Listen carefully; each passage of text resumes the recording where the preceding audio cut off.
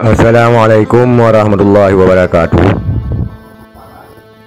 Alhamdulillah, saudara-saudara memandum, pada kesempatannya siat gedanya bahas tentang masalah penggiringan Aceh sebagai negeri mafia, alias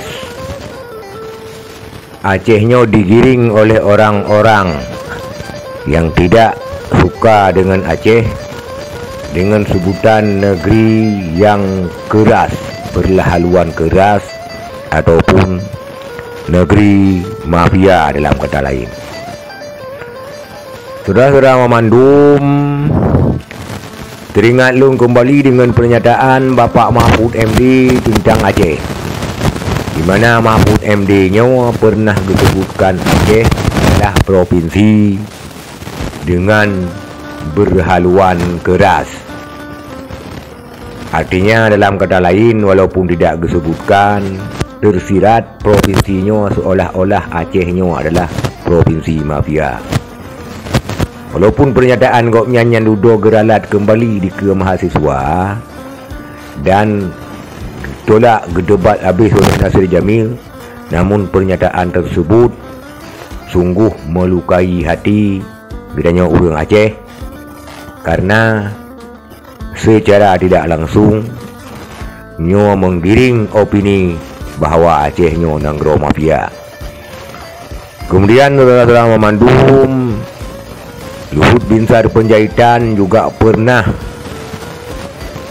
mengeluarkan statement terkait gagalnya investor asing di Aceh dengan nilai 7,7 triliun.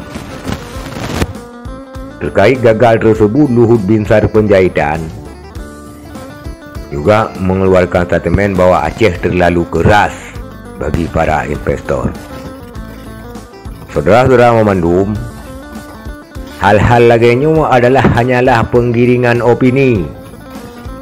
Seharusnya opini-opini yang baik yang digiring ke Aceh, bukan opini-opini yang tidak baik, karena Aceh memang sentra daripada kemerdekaan Indonesia.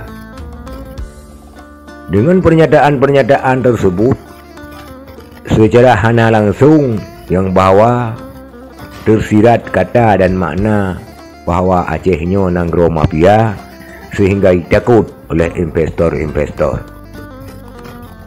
Selalu memandum,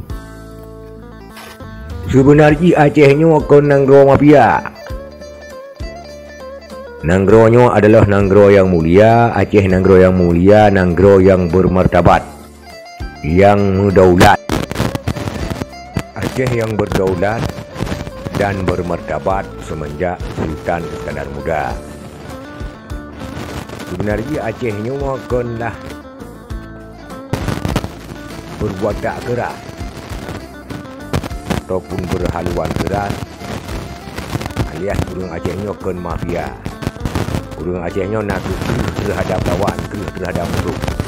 Terbukti orang Aceh sanggup usir Portugis di Malaka, sanggup usir Inggris di Malaka, dan juga terbukti orang Acehnya sanggup mengubrang musuh-musuh dengan Belanda, sehingga Belanda kewalahan dan dikenal kitanya Acehnya sebagai bangsa maut dengan program orang Aceh yang disebut dengan Acehnis Keki yang kepoh Belanda ada sedera-sedera.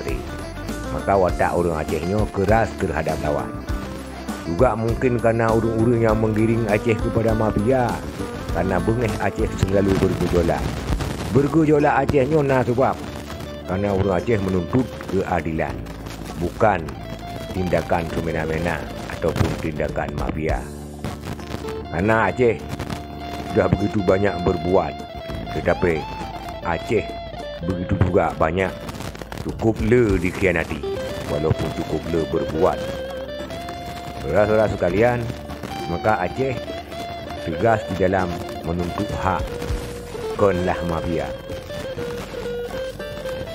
Dan orang Acehnya memang dari zaman ke zaman bangsa yang sangat ramah,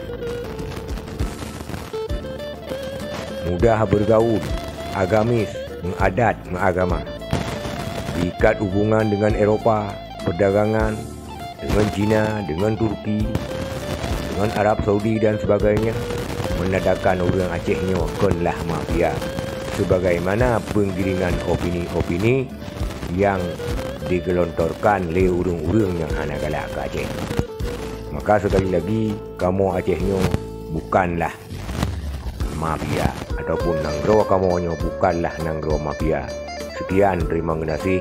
Mohon masukan daripada kawan-kawan.